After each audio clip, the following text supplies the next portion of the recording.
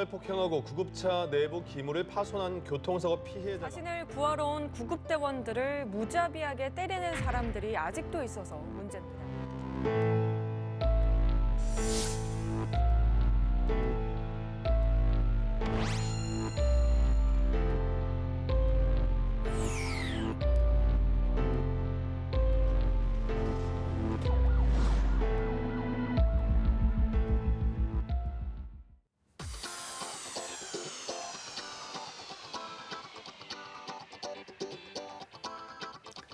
시민 여러분 안녕하십니까? TV민생연구소입니다.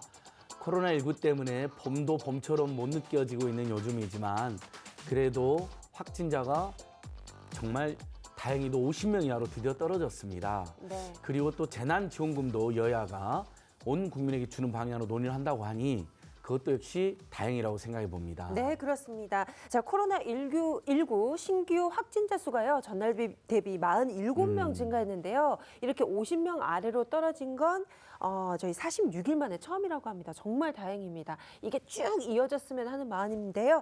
그 해외 유입 사례가 계속되고 있어서 조금 우려되는 부분이 있는데요. 이제 고강도 사회적 거리두기, 이제 긴장의 끈을 놓지 말아야겠습니다. 예, 해외 유입 사례 차단 위해서 2주간은 의무적으로 격리도 하고 있고요. 그다음에 자가격리 수칙을 위반한 사람들이 있어서 또 걱정이 되고 있잖아요. 네. 그분들에 대한 처벌이 대폭 강화되었습니다. 방역당국 입원이나 격리 지침을 위반한 분들은 1년 이하의 징역 또는 1천만 원 이하의 벌금형이 처해지는데요. 징벌을 떠나서 지금 사실 거의 막바지 온 것 같거든요. 네. 이게 47명에서 30명, 20명, 10명 이렇게 이번 주 안에 떨어지면 얼마나 좋습니까? 맞아요. 우리 모두 좀 지혜롭게 힘을 모아야 될 때입니다. 네, 그렇습니다. 날씨가 좋지만 조금만 더. 네, 많은 분들 좀 노력해 주셨으면 좋겠습니다. 자, 이번 주부터 저희가 또 특집을 마련했습니다. 그렇죠? 예, TV민생연구소 4.15 총선 특집 4.15 시민의 목소리를 들어라라는 캠페인도 계속되고 있는데요. 총선 앞두고 법 개정이 꼭 필요한 시판법들 다뤄보겠습니다. 그래서 오늘은 우리 소방 구급대원들을 위한 법, 그다음에 의료진, 응급의료진들을 위한 법 한번 다뤄보겠습니다. 네, 시민의 안전을 지켜주시는 분들의 안전에 관한 이야기인데요. 저희가 오늘 전문가 두 분을 모셨습니다. 우선 박상혁 중화119 안전센터 주임님 나오셨어요. 안녕하세요. 네, 안녕하세요. 중화119 안전센터 네. 박상혁입니다. 네, 그리고 이영주 서울시립대 소방방재학과 교수님도 나오셨습니다. 네. 안녕하세요. 안녕하세요. 교수님 같은 분들의 노력으로 우리 소방관 선생님들이 국가직으로 전환했네요. 4월 1일부터. 네, 맞습니다. 예. 4월 1일부터는 국가직으로 전환이 됐는데요. 뭐 저희가 노력했다기보다는 국민분들이 많이 성원해 예. 주시고 또 열심히 소방공무원들께서 노력을 해 주시니까 네. 그런 것들에 부응해서 이렇게 제도가 바뀐 것으로 그렇게 생각됩니다. 예, 그래도 교수님들이 얼마나 노력해 주셨습니까? 주임님 축하드립니다. 축하드립니다. 많은 네. 정말 우리 소방관님들의 수고였죠? 네, 수고하셨습니다. 예, 자 바로 이제 그거 축하드리면서 바로 질문 들어가겠습니다. 자, 주임님 코로나19 때문에 저희들 느낌으로는 이제 주치자도 좀 줄어들었을 것 같은데 그래서 출동도 좀 줄어들었을 것 같기도 한데 다만 의심 환자, 뭐 자가격리 문제 또는 유증상자 이런 것 때문에 출동이 더 늘어났을 것 같기도 한데 어떻습니까? 이게 코로나19 전후에서 출동이 더 늘어났나요? 예, 아무래도 코로나19 확진자는 의심자가 수가 좀 증가해가지고 출동이 일단 늘어나고 있고요. 그다음에 또 반면에 그 한 건 한 건 처리하는데 시간이 많이 소요되고 있습니다. 예, 뭐 병원 수용 문제, 그다음에 뭐 이렇게 그 신고자가 자기 증상을 좀 제대로 정보를 알리지 못해가지고 응급실에 이제 의료진한테 인계하는데 시간이 지연돼가지고 지금 제가 최근 2주간 근무하면서 출동한 건수가 뭐 주간에 한 8건, 야간 13건인데요. 어떨 때는 3건만 했는데 사무실에 못 들어올 정도가 있었어요. 왜냐하면 한 건 처리하는데 시간이 5시간 걸려요. 그러니까 그 코로나19 관련이면 우리들도 다 이제 막 보호 장비도 마스크도 그렇죠. 철저하고 조심스럽잖아요. 네. 대화도 조심스럽고 네. 침투면 안 되니까 서로. 그러다 보니까 시간이 더 오래 걸렸다. 네, 예. 그렇군요. 네. 참 이렇게 코로나19로 이 구급대원 분들도 정말 더 바빠진 모습인데요. 저희가 또 새로운 코너를 준비했거든요. 간다 기환이가 간다. 네, 이 코너에서 더욱더 바빠진 이 구급대원들을 만나서 목소리를 들어봤습니다. 함께 보시죠.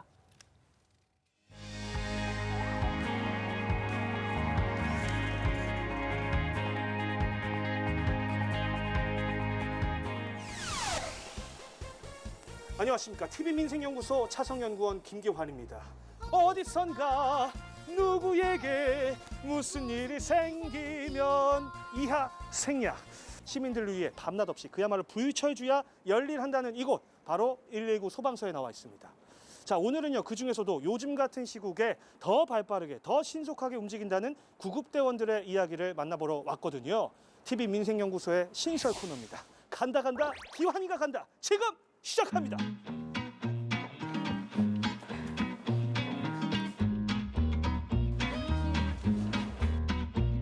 야, 이 냄새가, 이 맛있는 냄새가 이 마스크를 뚫고도 지금 들어와요. 여기네. 야, 여기 식당이 있었어요. 역시 제 코는 개코입니다, 개코. 이야. 어디 앉아야 되지? 저기, 선생님 혹시 여기 제가 앉아도 되나요? 자리 있나요? 아니 지금 사회적 거리두기 일하시니까 마주보고 식사하시면 안 되거든요.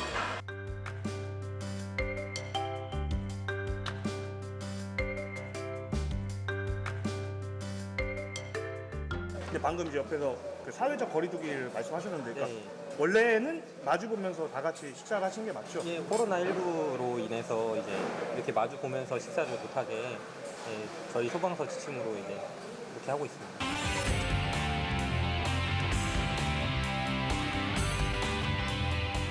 먹다가 출동 나가는 경우가 있는데 그렇게 되면은 이제 출동이 우선이니까 이렇게 밥 먹던 숟가락도 내려놓고 출동 나가야 되지 않겠습니까?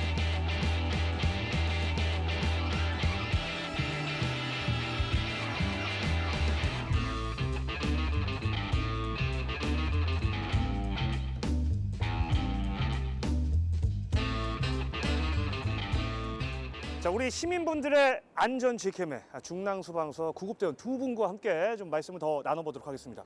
자, 일단 식사는 어떻게 좀 맛있게 하셨나요? 네, 뭐 급하게 먹었지만 맛있게 먹었습니다. 그러니까요. 제가 아까 옆에서 보니까 진짜 빨리 드시던데. 네네네. 좀 민망해서 더 빨리 먹은 거. 제 카메라 의식하셔가지고. 코로나19 전보다는 더 좀 바빠지시고 그런 건 사실이죠. 네, 뭐 출동 나갈 때 예전에는 뭐 그냥 단순히 마스크랑 장갑 이 정도 보호 장구만 착용했다면 그런 증상이 있으신 분들, 열나시는 분들이나 뭐 호흡기 증상이 있으신 분들은 이제 만일의 사태를 대비해서 저희가 이제 그 보호복이라고 뭐 5종 착용을 하고 출동하고 있기 때문에 이제 전체적으로 한 번 출동 나가면 한두 시간 걸리고 하니까 그 보호복을 계속 입고 이제 활동해야 되는 거에 대해서 조금 뭐 그거에 대해 힘들어하고 있습니다. 자, 구급대원분들도 그렇고 의료진분들도 그렇고 아마 이제 방호복 입고 이렇게 활동하시는 거 많이 보셨을 겁니다. 굉장히 불편하고 힘든 상황일 것 같은데 과연 실제로 얼마나 힘든지 제가 잠깐이나마 좀 체험을 해보도록 하겠습니다.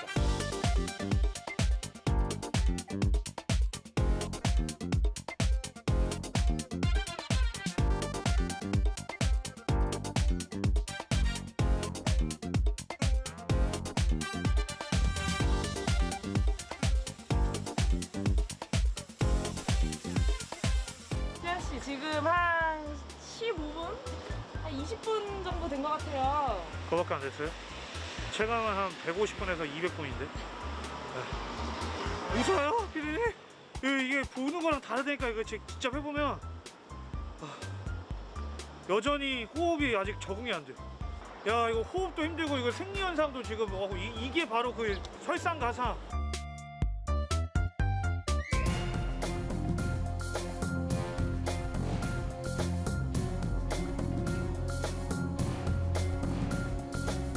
주치 폭행 이런 것도 많이 당한 사례도 저도 봤고요.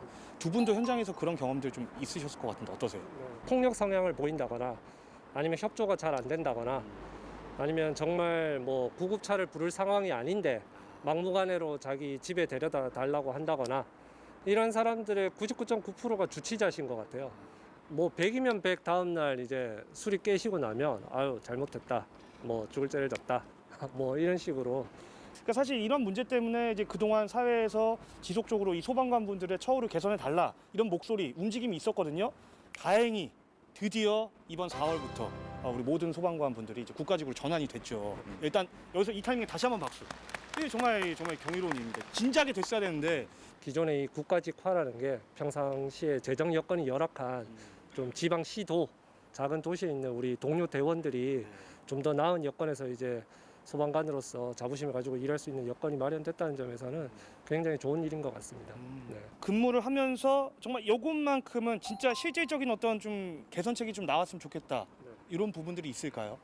예전에 제천에서 화재가 났을 때 그 화재 진압에 관련된 인명 구조와 관련된 지휘를 잘못한 것에 대해서 형사적으로 어떻게 고발을 당하고 또 민사적으로 고발을 당하고 이런 문제가 있었는데 그 현장에서만 그 상황에서만 느낄 수 있는 그런 여러 가지 정보들로 알 수 있는 정보들로 판단을 했을 건데 형사처벌까지 받을 수 있다라고 한다면 좀 저희 활동에 제약이 생기지 않나 하는 문제가 있고요. 진짜 응급하신 분들, 뭐 심정지 환자분이거나 아니면 진짜 교통사고가 크게 나신 분들이나 이런 분들이 지금 빨리 고든타임을 지키기 위해서 대기하고 있는 구급차이기 때문에 비응급 환자분들을 줄여서 진짜 응급 환자분들이 위해 대기하고 있는 구급차가 됐으면 좋겠습니다.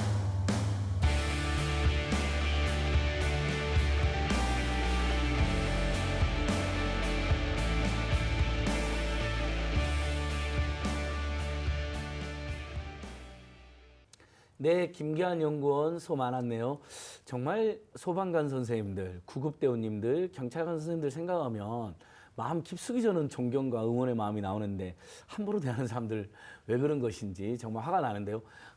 주임님, 지금 영상 보니까 그 식사도 이제 심지어 친한 동료들하고 마주오지도 못하고 그 다음에 출동하는 거 보니까 이제 의심 환자라든지 유증상 환자들 때문에 출동해 보니까 완전히 거의 영화에 나오는 것처럼 진짜 그렇게 가시는데 훨씬 더 힘들어졌겠어요. 네. 저희가 그 혹시 모를 감염에 대비해 가지고 상황에 맞는 보호복을 착용합니다. 근데 사실 보호복을 착용하면은 저희가 또 급하면 생리적인 문제도 해결해야 되는데 화장실도 좀 못 가는 부분도 있고 그리고 또 저희가 출동하는 입장에서는 1초도 1분도 지금 아까운 응급상황 출동해서 모든 출동에 제가 보호복을 입고 출동할 수 있는 상황은 아니거든요.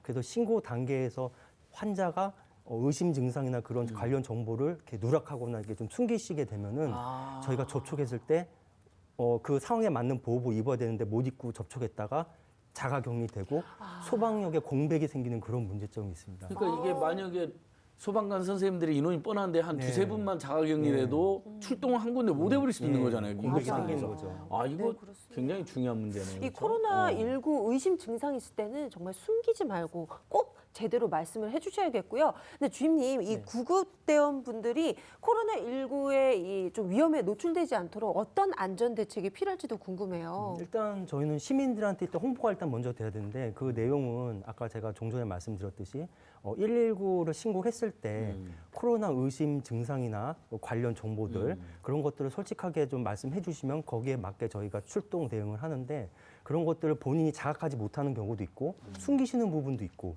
그럼으로 인해서 저희가 이제 그 감염병에 노출이 돼가지고 자가격리되고 소방력에 공백이 발생하는 거죠. 그래서 저는 그런 부분을 시민들한테 좀 홍보해가지고 좀 119 신고 단계에서 좀 이렇게 제대로 좀 말씀을 좀 해줬으면 하는 그런 요청을 드립니다. 자, 유증상자나 의심 환자들께서는 119에 신고할 때 사전에 반드시 말씀해 주시고 이영주 교수님, 이런 경우는 어떤 대책이 필요할까요? 좀 추가적으로 말씀드리면 아까 말씀하신 것처럼 사실 소방대원들이나 구조구급대원들이 굉장히 긴장도 많이 하고 또 이런 방호복들 때문에 체력적인 저하도 상당히 크거든요.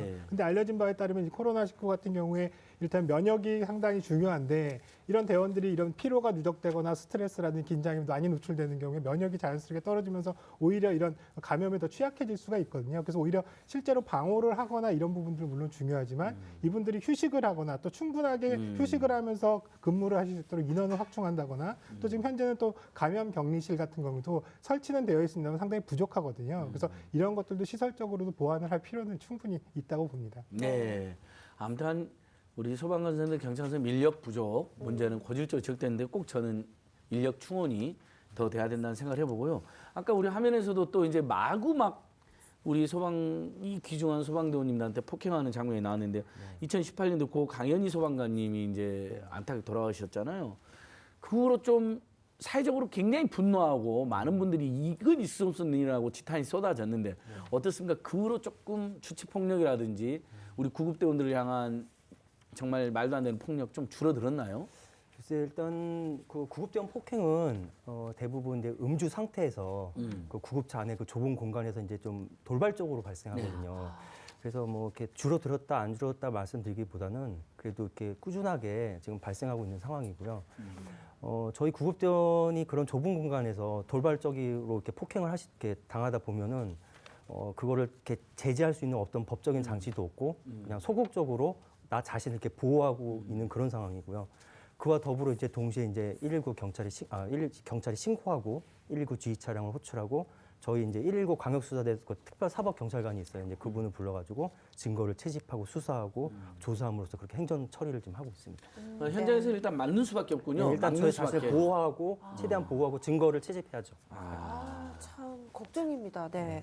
저 교수님 그런데요. 그 2018년 고 강연이 이 소방경 사망 이후에 이 안전법안이 만들어져야 된다. 구급대원들을 위해서 이런 의견들이 모아져서 법안들이 지금 뭐 만들어졌다고 했는데 통과가 또 어떤 게 됐는지도 궁금하네요. 예, 당시에 이제 이런 사고가 사회적으로 이슈가 되면서 여러 국회의원분들이 이런 것들을 입법을 굉장히 많이 했거든요. 그래서 이런 구조 구급대원의 안전에 관련된 부분들의 입법이 거의 이제 발의된 것만 해도 한 17건 정도 예. 되는데요. 네. 그 내용들로 보면은 이를테면 이제 뭐 방호를 할 수 있는 기구를 이제 소지할 수 있게끔 한다든지, 혹은 또 이를테면 폭행자에 대한 처벌 규정을 강화한다든지, 혹은 또 이런 문제가 있는 환자에 대한 부분들을 이제 이송을 거부할 수 있는 이런 권한들을 확대하는 이런 여러 가지 법안들이 발의는 됐습니다만 사실상 지금까지 법안이 통과돼서 실제로 이제 적용된 것들은 하나도 없습니다. 사실은. 하나도 없다고요? 예, 그러니까 이게 사실은 이런 사고가 났을 때 굉장히 입법하는 데는 경쟁적으로 국회의원분들이나 이런 분들이 활동을 하시면서도 사실 입법 이후에 이런 것들이 사실 통과가 돼서 현장에서 이런 법안들이 이제 적용될 수 있을 때까지 끝까지 노력을 해주셔야 되는데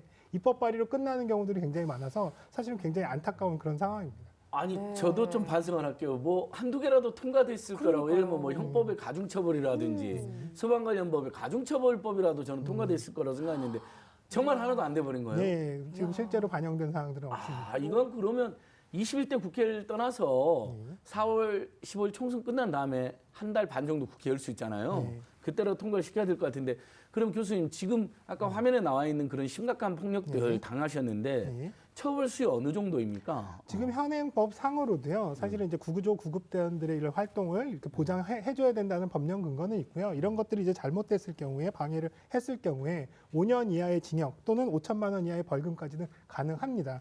그럼에도 불구하고 사실은 최근 5년 동안에 이런 폭행자들, 이런 구급대원 폭행자들이 이 처벌된 내용들을 보면은요. 70%가 대부분은 무혐의, 이를테면 기소유예라든지 불기소 처분이라든지 벌금형 이렇게 굉장히 경미한 이런 처벌로 끝나는 경우들이 대부분이어서요. 사실상 이런 부분들의 사회적인 경각심 이런 부분들도 상당히 좀 부족한 부분들이 사실입니다. 아, 너무 속상한데요. 아니, 그러니까 구급대원을 폭행하면 그냥 3배 가중처벌하면 안 되나요? 아, 진짜. 오히려 술 가중처벌보다는 취했으면 3배 가중처벌, 네, 때리면 근데 4배 가중처벌. 맞습니다. 이런 식으로. 공무 수행 중에 이런 뭐 폭행을 당했을 때에 대한 부분들은 사실 오히려 가중처벌을 해도 사실은 뭐 충분히 예. 가능할 텐데 오히려 이런 부분들이 주치 감경이라고 해서 술에 취했기 때문에 이런 부분들 감경해주는 이런 상황이 되기 때문에 좀 더 엄격한 처벌이 필요한 상황입니다. 아, 근데 주치 우리나라는 3배 처벌로 바뀌어야 됩니다. 그럼요. 주치 감경이 아니라. 모든 이런 네. 범죄에 있어서는 주치자에게는 이제 감형하는 이런 경우는 좀 사라져야 되지 않나라는 생각이 드는데요. 주임님, 실제로 이제 현장에 계시고 이런 위험에 노출되신 적도 있으실 테니까 현실적으로 이런 안전을 위해서 어떤 대책이 필요하다고 생각하시나요? 일단 저희가 이제 구급대원 입장에서는 현장에서 저희 구급대원을 보호할 수 있는 법적인 좀 장치가 좀 필요하다고 보고요. 아까 말씀하셨듯이 예를 들어서 구급대원이 이제 음주 상태에서 이제 폭행을 한다. 그러면 가중처벌합니다. 네. 그리고 구급차 안에서 구급대원을 폭행했을 때 그걸 공무집행 방해죄에 포함시켜가지고 엄벌한다. 또 이런 부분 일단 법적인 그런 안전장치 일단 필요하고요. 그다음 아울러서 구급대원은 자신을 도와주기 위해 출동한 사람이라는 그 시민의 어떤 인식 확산이 필요하기 때문에 홍보 등 다양한 매체를 통해서 좀 이렇게 좀 널리 좀 확산이 돼야 될 것 같습니다. 네. 아니, 그러니까 예를 들면 형법상의 공무집행 방해라든지 이런 데다가 구급대원들을 폭행한 경우는 가중처벌한다. 음주 네. 상태에서. 경우에 따라서 손해배상도 해야 된다. 음주 상태면 더 가중처벌한다. 뭐 이렇게 하면 더더욱 줄어들 것 같은데 이 교수님 전망 어떻습니까? 이제 네. 저는 21대 국회까지 가지 말자. 이번에도 처리 아주 지금 17개나 17여 건이나 있다는데. 맞습니다. 지금 이제 지금 이제 법안이 발의된 것들도 조속히 이제 통과가 됨으로써 이런 이제 구급대원들 활동을 보장해주는 부분도 필요하고요. 다만 이제 법안들이 또 새롭게 마련되지 않더라도 지금 현행법 테두리 안에서 보다 이런 부분들을 또 말씀드린 대로 엄격하게 처벌을 한다든지 이런 부분들을 또 방어할 수 있는 권리들을 명확하게 해줄 수 있는 방법들 충분히 있거든요. 그러니까 입법을 통하지 않고도 충분히 권리나 보호를 해줄 수 있게끔 이런 부분을 갖춰 나가는 것들이 오히려 중요하고요. 아까 말씀하신 대로 일반 시민들도 사실 구급대원을 폭행하는 거는 본인의 생명을 줄이는 거랑 마찬가지라고 생각하셔야 됩니다. 네, 그렇습니다. 저 마지막으로 그 주임님, 시민들에게도 한 말씀 좀 해주세요. 이번에 네, 국가직으로도 전환이 되셨지만 네. 또 마지막으로. 일단 네. 지금 코로나19로 관련해가지고 모든 국민이 고생하고 계신데요. 저 119 구급차는 불특정 다수인이 이렇게 이용하는 구급 차량으로 시민들이 119를 신고해서 차량 이용하시기 전에는 아까 제가 말씀드렸듯이 코로나19 관련해서 그런 증상, 정보들을 좀 솔직히 답변해 주셨으면 좋겠고요. 아울러 이 힘든 시기에 서로 응원해가지고 코로나19 잘 극복했으면 좋겠습니다. 네, 예. 고맙습니다. 정말 귀중한 일 해주시는 우리 구급대원 소방관 선생님들이 폭행을 당한다. 이건 정말 있을 수 없는 일입니다. 많은 국민들 응원으로 우리 소방관 선생님 구급대원들 이제 국가직인 전환했는데 그 다음 단계는 제가 보기에는 이분들이 어떠한 폭력이나 폭행에서도 보호받으면서 네. 우리 국민들 보호에 최선을 다할 수 있도록 우리가 적극 협조하고 그런 시민의식을 만들어야겠습니다. 네, 그렇습니다. 오늘 도움 말씀 주신 박상혁 주임님 그리고 이영주 교수님 고맙습니다. 예, 두 분 고맙습니다. 환자가 휘두른 흉기에 숨진 고 임세원 교수와 같은 일이 일어나지 않도록 정부가 보호 방안을 마련하기로 했습니다.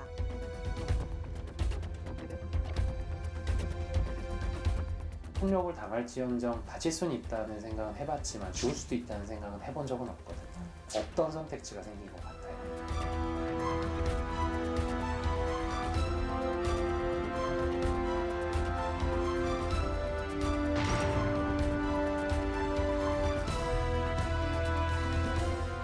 검사총에 소병원을 가봐가지고 오셨는데 이 병원에 몇 시간을 있냐 욕을 하시면서 던져가셨는데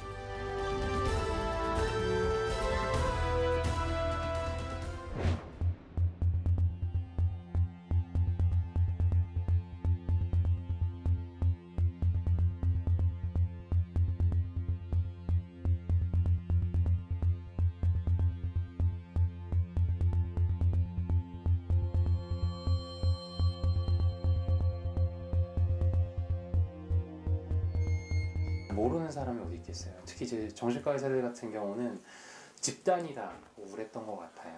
저는 임 교수님하고 뭐 개인적인 친분은 사실 없었거든요. 근데도 임 교수님 꿈을 며칠을 꿨던 것 같아요. 한 이틀 3일은 임 교수님 꿈에 계속 나오셨었어요.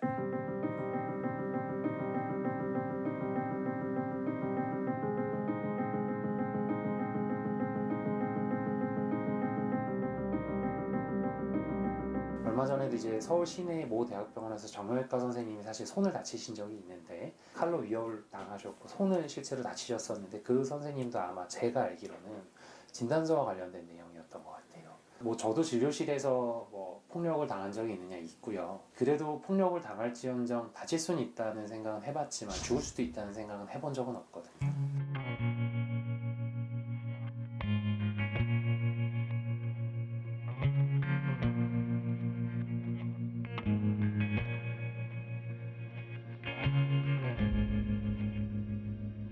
실질적으로 당장의 안전을 지켜줄 수 있는, 담보할 수 있는 어떤 장치들도 필요한 건 사실이죠. 비상벨, 대피 공간, 보안 요원, 이 세 가지는 사실은 그 임 교수님 사건이 터지자마자 모든 의사들이, 그러니까 굉장히 많은 의사들이 사실은 이야기했던 부분이에요. 그런 거라도 있어요, 사실.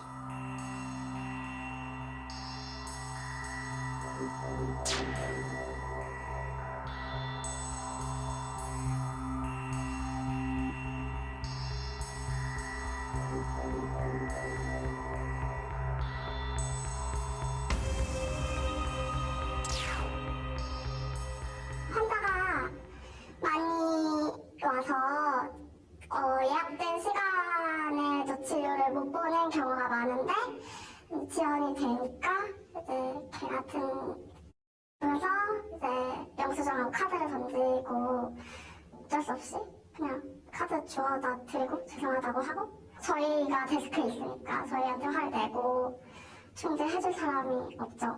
욕을 하셔도 네.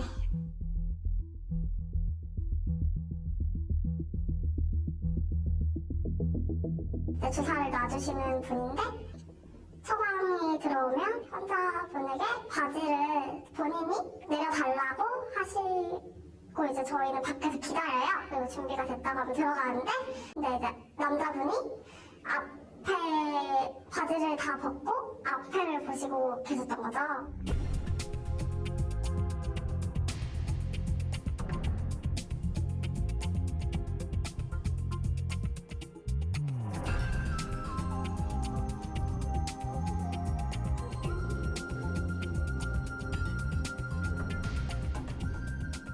실제로 신고는 한 10분의 1 정도밖에 신고를 하질 않습니다. 그러니까 신고를 한 거는 굉장히 심한 그냥 사건이고요. 그렇지 않고 나머지는 거의 뭐 10분의 9는 그냥 묻혀 있는 겁니다.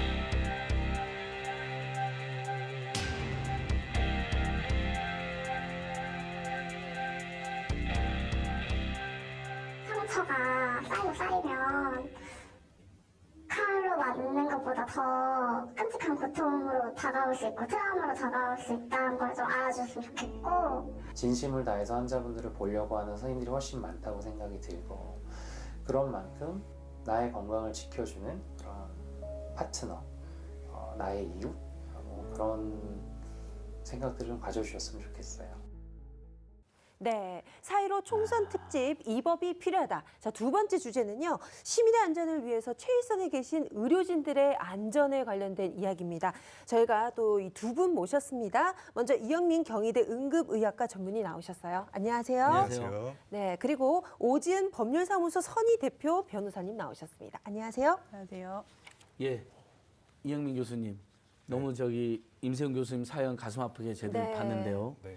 아, 정말 있을 수 없는 일인데 어쨌든 그런 고통을 겪고 우리가 임세훈법이 작년 4월에 통과는 됐습니다. 지금도 응급실에서 환자들 마주하고 계시는데 좀 의료진들의 근무 환경 조금 더 안전해졌습니까? 네. 이 법의 취지 자체가 의료진을 폭행했을 때 처벌을 가중하자는 법이고요. 또 음주 감경을 없애자, 그리고 또 의사와 상관없이, 그러니까 본인의 의사와 상관없이 처벌을 원하지 않아도 이제 강제로 처벌한다고, 네. 이제 이런 내용들을 담고 있는 법입니다. 제가 오늘 이제 텔레비 출연한다고 해서 그 응급의학 전문의들이 모여 있는 카페가 있거든요. 거기에 이제 글을 올려봤어요. 과연 얼마나 달라졌는가. 한 600명 정도가 공감을 했고요. 한 50명 정도가 응답을 줬는데 100% 달라진 것은 하나도 없다. 정말요? 네, 그렇습니다. 아, 이러면 문제가 심각합니다. 예. 네.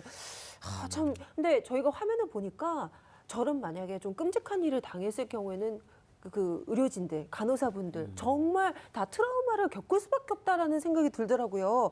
근데 변호사님도 경력이 굉장히 또 독특하셔서 중환자실 간호사로 근무하시다가 지금 변호사가 되셨다고 얘기를 들었습니다. 자, 그렇다면 실제로 간호사로 근무하셨을 때 저런 좀 어려운 상황에 처해 보신 적도 있으시죠? 어떤가요? 네, 중환자실은 이제 응급실하고 조금 상황이 다름에도 불구하고 제가 근무할 당시에도 폭언은 좀 종종 있었고요. 네. 뭐 성희롱적 발언도 뭐 셀 수 없이 많고요. 또 의사가 당장 눈앞에 보이지 않는다고 해서 뭘 던지시거나 발로 차시거나 뭐 이런 것도 네. 많고, 그 당시 이름표가 이제 목걸이 형태였는데 이제 그걸로 잡아 채셔가지고 목을 졸리듯이 하는 경험도 있었고요.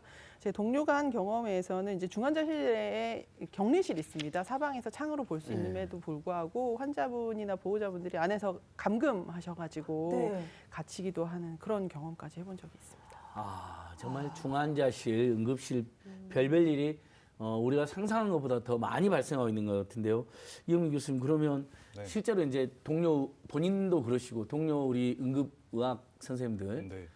실제 얼마나 위험을 느끼고 계시나, 위협이라든지. 상당히 심각한 수준이라고 이야기를 네. 드릴 수가 있습니다. 이제 2018년도에 지방의 한 응급실에서 거기 일하고 있던 전문의가 이제 환자에게 맞는 그런 사고가 한번 보도가 되면서 뭐 여러 언론에서 이제 이 문제를 되게 심각하게 다뤘던 적이 있습니다. 그때 이제 저희가 전국에 있는 응급의료에 종사하는 전문의, 전공의, 간호사, 응급구조사 해서 약 1,700명 정도를 이제 설문조사를 했던 일이 있습니다. 거기 설문조사 결과를 보면은 97% 정도의 응답자들이 한 달에 한두 번 정도 폭언을 당한다. 그리고 약 63% 정도의 응답자들이 1년에 한두 번은 폭행을 당한다. 그리고 오히려 더 이제 심각하게 받아들여질 수가 있는 게 약 55% 정도의 응답자들은 일하면서 생명에 위협을 느낀다는 것이죠. 네. 이제 무엇을 생각하든지 사실은 이것은 되게 축소돼 있는 수치다. 왜냐하면 다 신고를 하지 않으니까요. 그게 이제 저 개인적인 생각이고요. 일단 뭐 제가 근무하고 있는 병원의 예만 들어봐도 저번 달에 이제 저와 같이 근무하고 있는 여자 전공의가 있는데 첫날은 폭언을 당했고요. 그 다음 날은 근무하다가 성추행을 당했고요. 그 다음 날은 또 폭행을 당했습니다. 이 3번 다 경찰에 신고를 했고요. 그러나 이제 그 중에 2번은 사실 현장에서 그 가해자가 연행이 되지도 않았단 말이죠. 그래서 또 저번 주에 이제 제가 일을 하고 있는데 음주 상태에서 좀 이제 소란스러운 환자가 있었습니다. 경찰에 신고를 했는데 경찰이 와서 이제 잘 타일러서 진료받으라고 들여보내는 것이죠. 이제 경찰이 보기에는 환자인 가해자가 아니라 환자라고 생각을 하는 것입니다. 그래서 이 사람은 이 상태로 응급실에 들어올 수 없습니다라고 얘기를 했더니 경찰은 이제 저한테 오히려 그럼 진료 거부를 하는 것이냐. 이제 이 문제가 서로 간에 되게 민감한 부분이기도 하고요. 어려운 부분이기도 합니다. 실제로 이게 현실이에요. 아니 근데 일반 영업장에서야 그런 약간의 그런 실랑이 때 경찰은 중재를 해주는 건 의미가 있는데 의료 현장, 응급 현장 정말 시각과 국민의 생명을 다투고 있는 곳인데 거기서 가장 전문적인 분의 소견대로 경찰이 해줘야 되는 거 아닌가요? 약간의 저기 뒤에 나중에 평가를 한다 하더라도. 네. 그래서 저희가 굉장히 아쉽네요. 제가 지금 아쉬웠습니다. 예. 그러니까 지금 말씀을 들어보니까 이미 가중 처벌할 수 있는 법, 임시헌법은 만들어졌는데 이게 제대로 지켜지지 않는다라는 게 지금 문제인 것 같아요. 저희가 좀 하나하나 짚어볼 텐데요. 먼저 변호사님, 지금 임시헌법 이후에 현행법상 의료진을 폭행할 경우 처벌은 어느 정도로 세졌나요? 일단 의료진에 대한 폭행의 경우에 우선 임세헌법이 우선 적용될 수 있고요. 임세헌법이라고 하면 우선은 의료인에 대한 폭행 협박 시에 벌금형 내지 징역형을 받게끔 규정하고 있는 의료법 제87조의 2를 말합니다. 이게 첨언하자면 또 다른 임세헌법이 있는데요. 그건 뭐냐면 일부 정신질환자의 퇴원 및 지역사회와의 지속적 재활치료에 관한 정신건강복지법 개정안을 말하고요. 임세영 교수님이 피습을 당하셨을 당시에 그 가해자가 정신질환자였어가지고 이 2가지 법을 임세헌법이라고 하는데요. 폭행 협박과 직접 관계 있는 임세헌법에 의하면 의료인 폭행 시에 폭행 당한 사람이 상해를 입으면 7년 이하의 징역 또는 1천만 원 이상 7천만 원 이하의 벌금이고요. 중상해를 입으면 3년에서 10년 이하의 징역.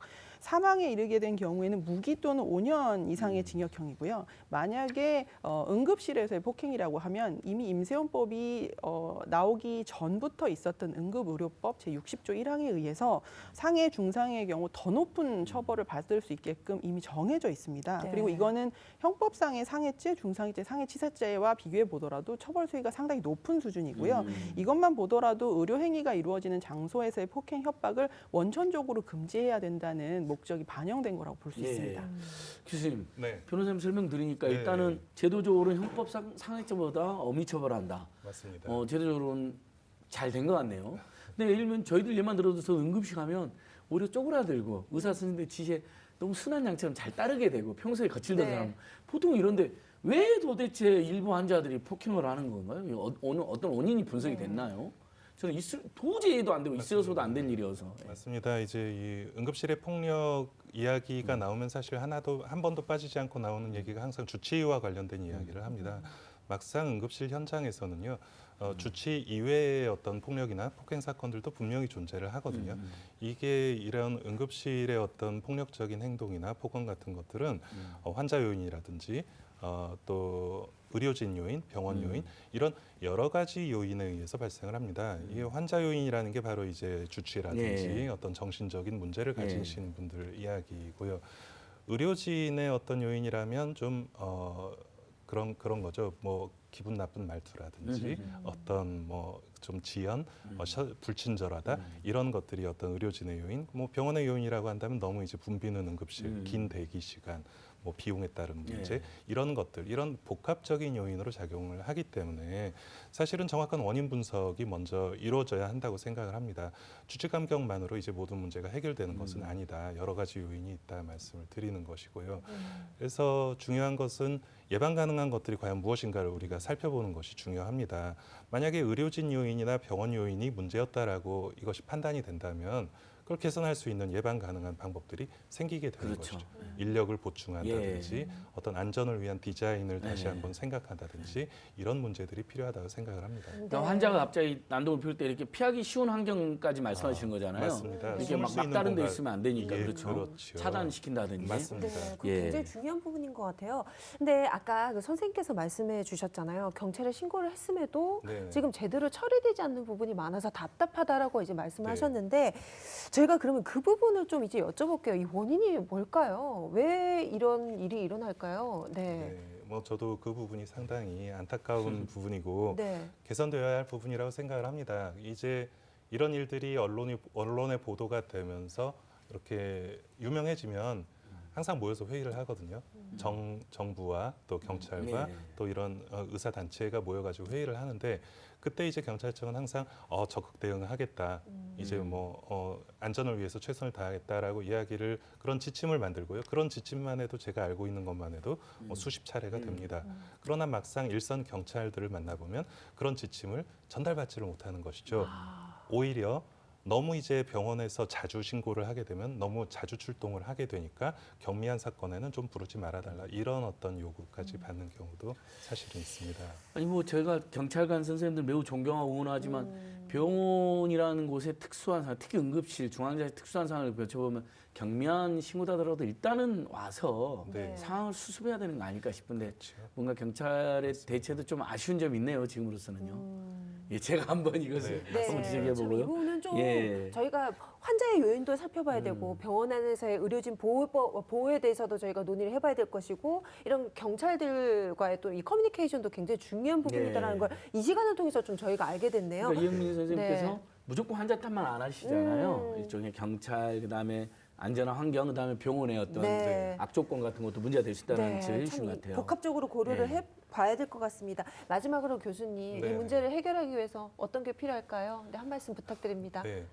상당히 어려운 일입니다. 뭐 이제 미국이나 선진국들도 의료 현장은 상당히 이런 폭력적인 상황에 노출되기 쉽다라고 이야기를 하고 있고요. 되게 적극적으로 노력을 하고 있지만 그에 비해서 우리나라 같은 경우에는 조금 좀 안타까운 대응이 좀 있습니다. 조금 더 예를 들어서 뭐 여의도에서 국회의원을 멱살을 잡았다면 아마 100% 구속될 겁니다. 실제로 구속됐었죠. 예, 네. 그러나 네, 맞습니다. 예. 의료 현장에서는 최근에 그런 일이 저희가 이제 있었잖아요. 뭐 예. 멱살을 잡히거나 욕설을 네. 듣는 일이 아주 흔하지만 구속되는 일은 저는 본 적은 없어요.